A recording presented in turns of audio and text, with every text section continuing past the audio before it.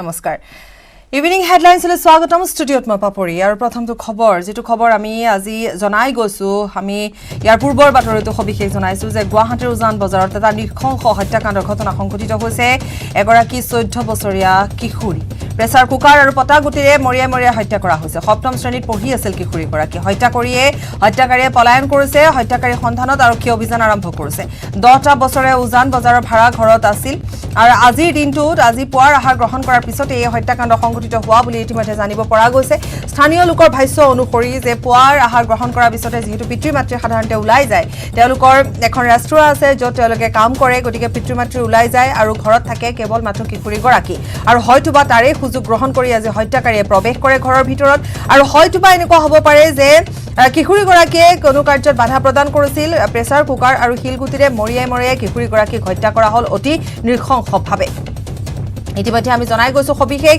স্থানীয় লোকৰ ভাষ্য যে কিশোৰীগৰাকী যেহেতু পৰিয়ালৰ লোকে প্ৰথমতে প্ৰত্যক্ষ কৰে পৰিয়ালৰ লোকে ঘৰৰ যিখন মূল দুৱাৰখন খোলা থকা দেখি ঘৰত প্ৰৱেশ কৰিছিল মাত লগাইছিল কিন্তু সেই মুহূৰ্তত কিশোৰীগৰাকী মাটিত ঢলি পৰি আছিল আৰু যেহেতু তেওঁৰ হাতত তেজৰ চেকুৰা যেতিয়া লাগি আহে তেওঁ ইতিমধ্যে তেওঁ সেই কথা দেখি তেওঁ ওচৰ চুবুৰীয়াক মাত লগাই আৰক্ষীক খবৰ দিয়ে পিতৃ-মাতৃক খবৰ দিয়ে পিতৃ-মাতৃ আহি উপস্থিত হয় আৰু ইতিমধ্যে কিশোৰীগৰাকীৰ মৃত্যু হৈছিল নৃশংসতাৰে হত্যা কৰা হ'ল এগৰাকী সপ্তম শ্ৰেণীৰ এই ঘটনা গুৱাহাটীৰ মাজমজিয়াত সংঘটিত হৈছে উজান বজাৰত সংঘটিত হৈছে গতিকে এতিয়া ইয়াকে লৈ নিৰাপত্তাৰ প্ৰশ্ন উত্থাপন হৈছে যি কি নহওক আৰক্ষীয়ে ইতিমধ্যে অভিযান আৰম্ভ কৰিছে তদন্ত আৰম্ভ কৰিছে ফৰেনচিকৰ দল ইতিমধ্যে উপস্থিত হৈছে ক্লু বিচাৰিছে গতিকে অতি সোনকালে আৰক্ষীয়ে যে হত্যাকাৰী কৰায়ত্ব কৰিব পাৰিব সেয়া নিশ্চিতভাৱে সকলোৱে আশা প্ৰকাশ কৰিছে বা আৰক্ষীয়ে আশ্বাস প্ৰদান কৰিছে এই ঘটনা উজান বজাৰত সংঘটিত হৈছে 10 বছৰ ধৰি ভাড়াতীয়া হিচাপে আছিল উজান বজাৰত এই পৰিয়ালটো মূল ঘৰ তেওঁলোকৰ ৰাজস্থানৰ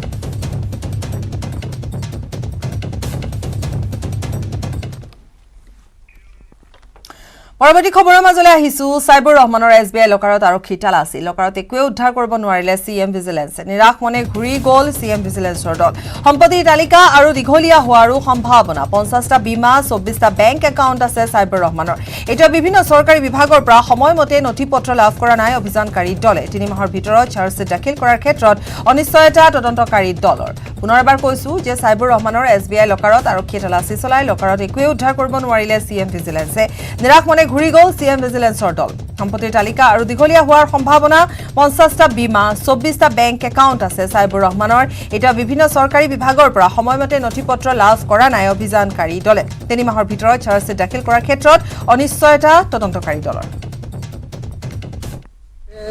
মানে সিদ্ধা কৈছিল মানে একো পোৱা নাই বুলি আজি খুলিলো মানে একো পোৱা নাই কিমান নম্বৰ লকৰ নম্বৰ 20 আজি খুলিলে না বলকে খুলি চালো আজি কি পাইছে একো পোৱা নাই সম্পূৰ্ণ খালি তেওঁলোকৰ লাষ্ট কেতিয়া চেক আউট আছিলে হেতু ইয়াৰ আগতে এবাৰ হেৰি কৰিছিলে এইটো যোৱা বছৰে মানে কয়ৰে খুলিছে কিন্তু মানে পোৱা নাছিলে বেংকৰ ৰেকৰ্ডটো চালো মানে জাষ্ট মানে খোলাৰ সময়তে চিগনেচাৰ আছে আৰু বাকী মানে হেৰি নাই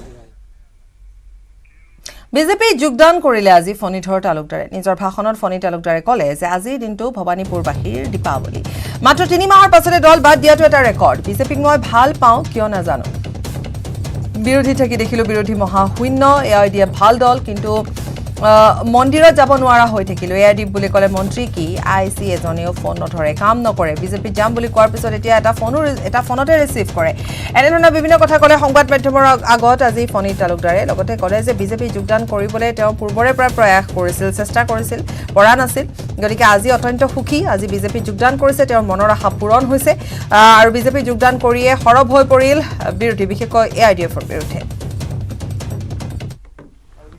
অসমতে আলোড়নৰ সৃষ্টি হৈছে অসমত ৰেকৰ্ড মাত্ৰ 3 মাহৰ পিছতে বিধায়ক পদ বাদ দিলে এটা দল বাদ দিলে সকলোৱে ৰখি আছিল ফণী তালুকদাৰ কিয় বাদ দিলে কি ক'ব মিডিয়াই মোক একবাৰ খেদি ঘূৰিছে মই কম 1 তাৰিখে কম আজি কম এতিয়া আজি মই খোলাকে কম কলো কথাটো হ'ল বিজেপি পাৰ্টিক মই ভাল পাওঁ কিয় ভাল পাওঁ নাজানো, মুঠতে মই ভাল পাওঁ। অৱশ্যে কলিতাদেৱ সিদিনা ৰাজ্যিক সভাপতি নাছিল। মই পৰম বন্ধু মানুহ। 2 বছৰ আগৰ মই কুটকুটাই আছো যে মই 11 চনত ইলেকশ্যন খেলিলো, 16 ইলেকশ্যন খেলিলো। তাৰপিছত মোৰ ইলেকশ্যন খেলাৰ 21ত কোনো মনোবৃত্তি নাই। ভৱেশ কলিতা ছাৰক মই লগ ধৰো, ধৰি কওঁ ভাই মোক বিজেপিৰ এজন সদস্য কৰি দিয়ক। বোলো কিয়?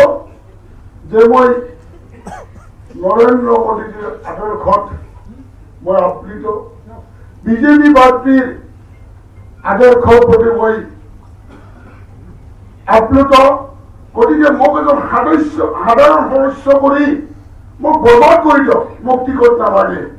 মোক কেৱল একদম সঁচা কথা আগত কৈছো, মোক কেৱল আপোনালোকে মোক পাৰ্টি সোমাই দিয়ক। কাৰণ বুঢ়া কালটো মই মন্দিৰ নামঘৰে যাই মানুহক সেৱা কৰিব পাৰিম। ডিব্ৰুগড়ৰ সৌন্দৰ্য চৰ্চা কৰা সকলৰ বাবে ভাল খবৰ। ডিব্ৰুগড় মিলন নগৰত আজিৰে পৰা মুকলি হ'ল অত্যাধুনিক beauty parlour and training institute Avantika. এই উদ্দেশ্যে বুধবাৰে অনুষ্ঠিত শুভ উদ্বোধন অনুষ্ঠানত বৌদ্ধ ধৰ্মগুৰু ভান্তি বাবা, অভিনেত্ৰী বৰষাৰাণী বিষয়া, অসমৰ জনপ্ৰিয় কণ্ঠশিল্পী পম্পী পুৰবী আৰু কেইবাগৰাকীও গণ্য মান্য ব্যক্তি উপস্থিত থাকে। অৱন্তিকাৰ দুৱাৰ মুকলি কৰিলে অভিনেত্ৰী বৰষাৰাণী বিষয়াই। মুকলি হোৱাৰ পিছত অৱন্তিকাৰ স্বত্বাধিকাৰী দলি মৌকে কয় যে সকলোৰে পৰা সহযোগিতা বিচাৰিছে।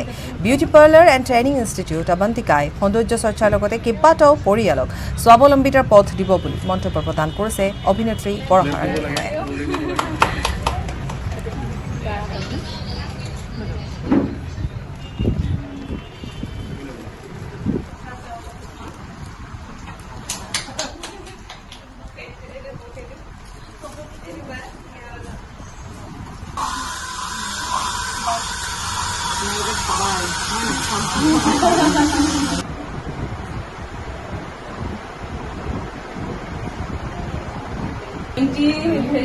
মানে আগষ্টত মানে ষ্টাৰ্ট কৰিছিল, মানে তাড়াতাড়ি সেইখিনি কৰিলোঁ।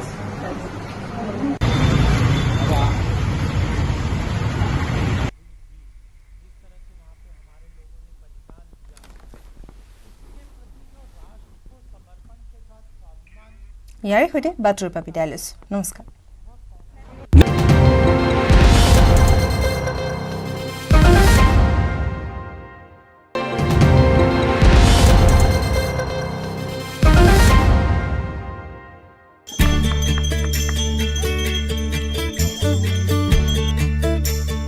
সুদীৰ্ঘ 30 বছৰৰ মূৰত বৰহমপুৰৰ বেজৰ গাঁওবাসী ৰাইজে লাভ কৰিলে বিশুদ্ধ খোৱা পানী। কেন্দ্ৰীয় চৰকাৰৰ অভিলাষী আঁচনি জল জীৱন মিছনৰ অধীনত পানী যোগান প্ৰকল্পৰ শুভ উদ্বোধন কৰিলে ৰাজ্য চৰকাৰৰ জনস্বাস্থ্য কাৰিকৰী বিভাগৰ মন্ত্ৰী ৰঞ্জিত কুমাৰ দাসে। সম্পূৰ্ণ সভাখনত উপস্থিত আছিল প্ৰাক্তন সাংসদ ৰাজেন গোহাঁই, বিধায়ক ৰূপক শৰ্মা, জিতু গোস্বামী, নগাঁও জিলা উপায়ুক্ত কবিতা পদ্মনাভন সহ সহস্ৰাধিক লোক। প্ৰায় 64.80 লাখ টকা ব্যয় সাপেক্ষে নিৰ্মাণ কৰা পানী যোগান প্ৰকল্পটোৰ পৰা উপকৃত হ'ব প্ৰায় 270 ঘৰ লোক। আমি জল জীৱন মিছনৰ অন্তৰ্গত প্ৰায় 359টা আমাৰ স্কিম নগাঁও সংমণ্ডলত ইতিমধ্যে আমি অন্তৰ্ভুক্ত কৰিছোঁ আৰু সেইটোৰ ভিতৰত 179 স্কিম আমাৰ বৰহমপুৰ সমষ্টিত ইতিমধ্যে অনুমোদনৰ কাৰণে ব্যৱস্থা কৰা হৈছে আৰু সেইবোৰ DPR ইতিমধ্যে প্ৰস্তুত হৈ আছে। আৰু তাৰ ভিতৰত আমাৰ যিহেতু আমি জানো বৰহমপুৰ সমষ্টিত যিহেতু আমি জানো যে পাহাৰৰ দাঁতি কাষৰীয়া অঞ্চল আছে, য'ত নেকি পানীৰ তীব্ৰ সংকট তাত আছে। গতিকে আমি পাহাৰৰ দাঁতি কাষৰীয়া মানুহে যাতে পানী পায় তাতো আমি তেনেকুৱা স্কিম ধৰিছোঁ আৰু লগতে বৰহমপুৰ সমষ্টিত আমি 16টা স্কিম আমি বাগানৰ কাৰণে ধৰিছোঁ। বাগানৰ পানীৰ বিষয়টো আগতে বাগানৰ মেনেজাৰৰ ওপৰত কৰ্তৃত্ব আছিলে, তেওঁলোকে যোগান দিয়া ব্যৱস্থা কৰিছিলে। আমি এতিয়া নিজাববীয়াকৈ যে সমগ্ৰ অসমৰ লগতে বাগানতো মানুহ যাতে পানী যাতে পায় তাৰ কাৰণে আমি বিহিত ব্যৱস্থা লৈছোঁ। আজি আমি সমগ্ৰ অসমত আজি প্ৰায় 2,04,000 মানুহৰ ঘৰত আমি পানী যোগান আমি কৰিবলৈ সক্ষম হৈছোঁ আৰু ইয়াতো আগন্তুক দিনত যি 80,000 পৰিয়াললৈ পানী সংযোগ কৰিব লাগে সেইখিনি কামো 2024 চনৰ আগত যাতে আমি কৰিব পাৰোঁ তাৰ কাৰণে ইতিমধ্যে আমাৰ জিলা উপায়ুক্তই হওক বা আমাৰ বিধায়ক জিতু গোস্বামীয়ে হওক বা ৰূপম শৰ্মাই হওক এওঁলোকে তৎপৰতাৰে লাগি আছে। বছৰ বছৰ ধৰি বিশুদ্ধ পানীৰ অভাৱত থকা ৰাইজে কুঁৱা দমকলৰ আইৰণযুক্ত পানী সেৱন কৰিব লগা হৈছিল। উদ্বোধনী অনুষ্ঠানৰ লগতে আয়োজিত সভাত অংশগ্ৰহণ কৰি জনস্বাস্থ্য বিভাগৰ মন্ত্ৰী ৰঞ্জিত কুমাৰ দাসে 169টা প্ৰকল্প বৰহমপুৰ অঞ্চলত ৰূপায়িত হ'ব বুলি জনায়। প্ৰকল্প নিৰ্মাণত জড়িত ঠিকাদাৰসকলক আঁচনি ৰূপায়ণত যাতে নিম্নমানৰ সামগ্ৰী ব্যৱহাৰ নকৰে তাৰ বাবে সকিয়নিও প্ৰদান কৰা হয়। কোৱালিটিৰ লগত আমি কোনো কম্প্ৰমাইজ নকৰোঁ আৰু সেইকাৰণে আপোনালোকে এইটো নিশ্চয় জানি ভাল পাব যে আমাৰ যিসমূহ ঠিকাদাৰসমূহে যিসমূহ কাম কৰিব সেই কাম কৰা সম্পূৰ্ণ হোৱাৰ পিছতো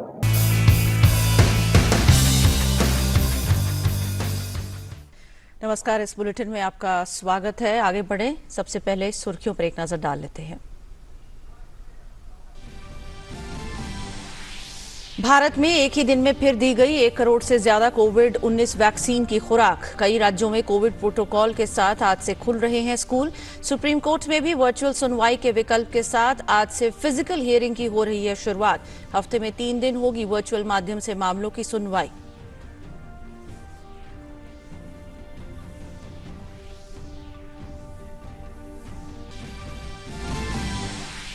भारत की जीडीपी में आए रिकॉर्ड तेजी। अप्रैल से जून की तिमाही में जीडीपी की विकास दर में 20.1% की बढ़त।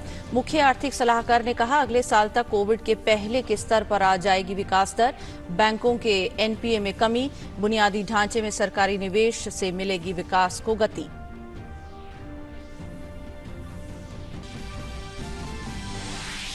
प्रधानमंत्री नरेंद्र मोदी श्रीला भक्तिवेदांता स्वामी प्रभुपाद जी की 125वीं जयंती के अवसर पर आज शाम वीडियो कॉन्फ्रेंस के माध्यम से 125 रुपए के विशेष स्मारक सिक्के को करेंगे जारी। श्रीला भक्तिवेदांता स्वामी प्रभुपाद जी ने की थी इस्कॉन की स्थापना।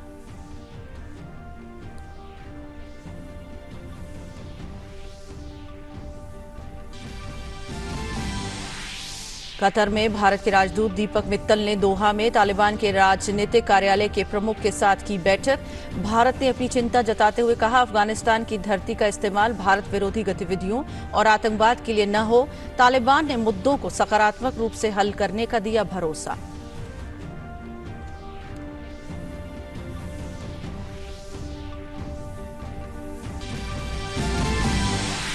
अमेरिका के राष्ट्रपति जो बाइडेन ने अफगानिस्तान में तालिबान की जीत के दावे के बीच अमेरिकी निकासी का किया बचाव। कहा अफगानिस्तान से बाहर निकलना अन्य देशों के हित के लिए प्रमुख सैन्य अभियानों के युग का है अंत।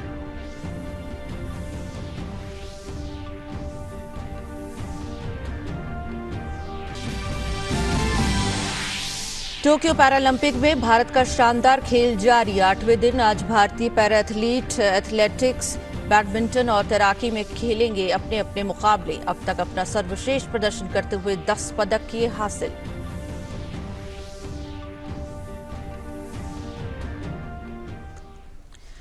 और खबरें विस्तार से। भारत ने कोरोना महामारी के खिलाफ जारी जंग में एक और कीर्तिमान स्थापित कर लिया है। केंद्रीय स्वास्थ्य एवं परिवार कल्याण मंत्रालय के मुताबिक राष्ट्रव्यापी टीकाकरण अभियान के 228वें दिन 1 करोड़ से अधिक कोविड टीके लगाए गए। 5 दिनों के अंदर ऐसा दूसरी बार हुआ है जब वैक्सीन की 1 करोड़ से ज्यादा डोज लगाई गई। वहीं मंगलवार को एक दिन में सबसे ज्यादा खुराक देने का भी रिकॉर्ड बना। मंगलवार को देश में 1 करोड़ 25 लाख वैक्सीन की डोज लगाई गई। देश में अब तक 65 करोड़ 18 लाख से अधिक कोविड टीके लगाए गए हैं। केंद्रीय स्वास्थ्य मंत्री मनसुख मांडविया ने ट्वीट कर इस ऐतिहासिक उपलब्धि को हासिल करने में मदद पहुंचाने के लिए कोरोना वॉरियर्स और लोगों की लगन की भी तारीफ की।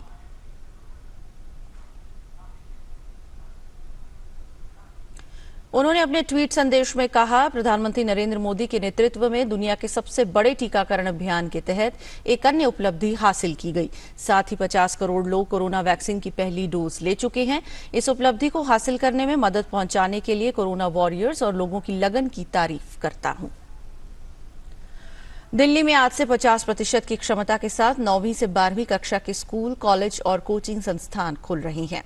दिल्ली आपदा प्रबंधन प्राधिकरण की तरफ से स्कूल खोलने को लेकर जारी गाइडलाइंस के मुताबिक एक कक्षा में केवल 50% विद्यार्थी, वो भी सामाजिक दूरी का पालन करते हुए बैठ सकेंगे। विद्यालय के अंदर सभी को मास्क पहनना जरूरी होगा।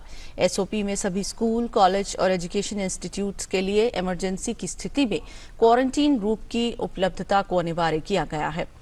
कंटेनमेंट जोन में रहने वाले शिक्षक और विद्यार्थियों को स्कूल आने की इजाजत नहीं होगी। विद्यार्थी को बिना अभिभावक की सहमति के स्कूल बुलाने के लिए बाध्य नहीं किया जा सकता। स्कूलों को ऑनलाइन कक्षाएं भी जारी रखने का आदेश दिए गए हैं।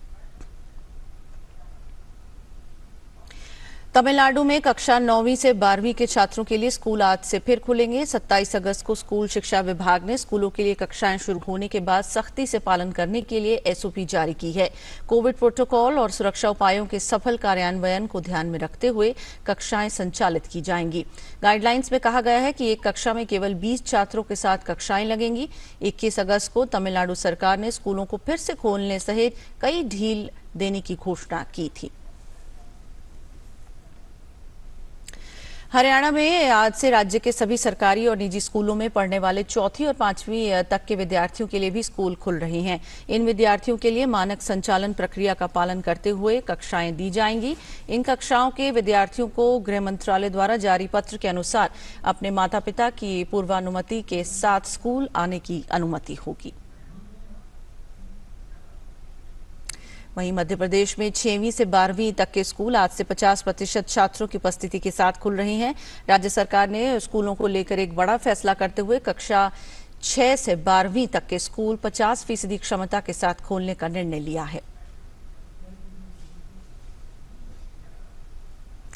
राजस्थान में भी 9वीं से 12वीं कक्षा तक के स्कूल आज से फिर खुलेंगे। शिक्षा विभाग ने इसके लिए एसओपी जारी कर दी है। इसके साथ ही विभाग ने राज्य के सभी विद्यालयों में पाठ्यक्रम में 30% तक कटौती करने का भी फैसला किया है। इस दौरान स्कूलों में सोशल डिस्टेंसिंग का पूरा ध्यान रखे जाने के निर्देश दिए गए हैं। स्कूल में सभी बच्चों के लिए मास्क और जो शिक्षक स्कूल में आएंगे उनके लिए दोनों वैक्सीन की डोज लगी होना अनिवार्य है। पुडुचेरी में आज से 9वीं से 12वीं तक की कक्षाएं फिर से खुलेंगी। ये निर्णय कोविड-19 मामलों में लगातार आ रही गिरावट को देखते हुए लिया गया है। स्कूल और कॉलेज 50% क्षमता के साथ खोले जाएंगे। इसके साथ ही उन्होंने कहा कि ये टीचिंग और नॉन टीचिंग स्टाफ दोनों को स्कूलों के फिर से खुलने से पहले टीकाकरण करवाना अनिवार्य होगा।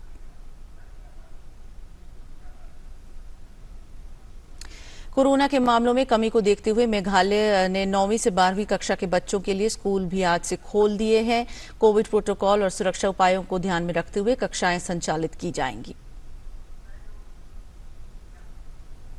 सुप्रीम कोर्ट में आज से फिजिकल हियरिंग की शुरुआत हो रही है। सुप्रीम कोर्ट में फिजिकल हियरिंग शुरू होने पर अदालत कक्ष का माहौल अलग होगा तो व्यवस्था भी बदली होगी। वहीं हफ्ते में अब भी 3 बार यानी कि 3 दिन सुनवाई वीडियो कॉन्फ्रेंसिंग के माध्यम से ही होगी।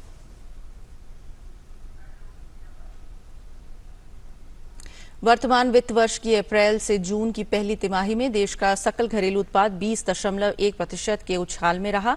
सांख्यिकी और कार्यक्रम कार्यान्वयन मंत्रालय के अनुसार सकल घरेलू उत्पाद जीडीपी में वृद्धि के ये अब तक के उच्चतम तिमाही आंकड़े हैं। वर्ष 2011-12 के तय मूल्यों के आधार पर वित्त वर्ष 2021-22 की पहली तिमाही के जीडीपी को 32,38,000 करोड़ रुपए आंका गया है। पिछले वित्त वर्ष की इसी अवधि में ये आंकड़ा 26,95,000 करोड़ रुपए था। वार्षिक आधार पर ये 20.1% का उछाल है। जीडीपी में ये उच्च वृद्धि कोविड को नियंत्रण में लाने के लिए लगाए गए लॉकडाउन के बाद अर्थव्यवस्था के खुलने के बीच आई। इसके अतिरिक्त वित्त वर्ष 2020-21 की पहली तिमाही में जीडीपी में आई 24.4% की गिरावट से भी निम्न आधार का प्रभाव जीडीपी के ताजा आंकड़ों पर दिखाई दिया। कोरोना संक्रमण की भयानक दूसरी लहर के बाद विनिर्माण क्षेत्र में आई तीव्र गति के बल पर आर्थिक वृद्धि में पिछले वर्ष की भारी गिरावट की तुलना में मौजूदा वित्त वर्ष की पहली तिमाही में महत्वपूर्ण सुधार दर्ज हुआ है। प्रधानमंत्री नरेंद्र मोदी श्रीला भक्ति वेदांता स्वामी प्रभुपाद जी की 125वीं जयंती के अवसर पर आज शाम वीडियो कॉन्फ्रेंस के माध्यम से 125 रुपए के विशेष स्मारक सिक्के को जारी करेंगे और लोगों को संबोधित करेंगे। श्रीला भक्ति वेदांता स्वामी प्रभुपाद ने इस्कॉन की स्थापना की थी, जिसे हरे कृष्ण मूवमेंट के रूप में जाना जाता है। स्वामी जी ने 100 से अधिक मंदिरों की स्थापना की और विश्व को भक्ति योग के मार्ग की शिक्षा देने के लिए कई पुस्तकें भी लिखी। खबरों में आगे बढ़ते हैं। कतर में भारत के राजदूत दीपक मित्तल ने दोहा में तालिबान के राजनीतिक कार्यालय के प्रमुख मोहम्मद अब्बास स्टेनकज़ई से मुलाकात की। तालिबान की ओर से अनुरोध पर दोहा में भारतीय दूतावास में ये बैठक हुई। विदेश मंत्रालय ने बताया कि अफगानिस्तान में फंसे भारतीयों की सुरक्षा और शीघ्र वापसी पर बातचीत केंद्रित रही। तालिबानी प्रतिनिधि ने भारतीय राजदूत को भरोसा दिलाया कि इन मुद्दों पर अनुकूल दृष्टिकोण से विचार किया जाएगा। अमेरिका के राष्ट्रपति जो बाइडेन ने अफगानिस्तान में तालिबान की जीत के दावे के बीच अमेरिकी निकासी का बचाव किया। काबुल से अमेरिका की अंतिम सैन्य उड़ान के बाद राष्ट्रपति जो बाइडेन ने अमेरिकी निकासी का बचाव करते हुए कहा कि ये अफगानिस्तान में अमेरिका की 20 साल की सैन्य उपस्थिति को समाप्त करने के लिए सही निर्णय था। राष्ट्र को संबोधित करते हुए उन्होंने कहा, अफगानिस्तान में हमारा मिशन सफल रहा। खेल की खबरों में टोक्यो पैरालंपिक में आज भारतीय पैरा एथलीट निशानेबाजी में R3 मिश्रित 10 मीटर एयर राइफल प्रोन के SH1 क्वालिफिकेशन में भारतीय तिकड़ी फाइनल के लिए क्वालिफाई नहीं कर पाई है।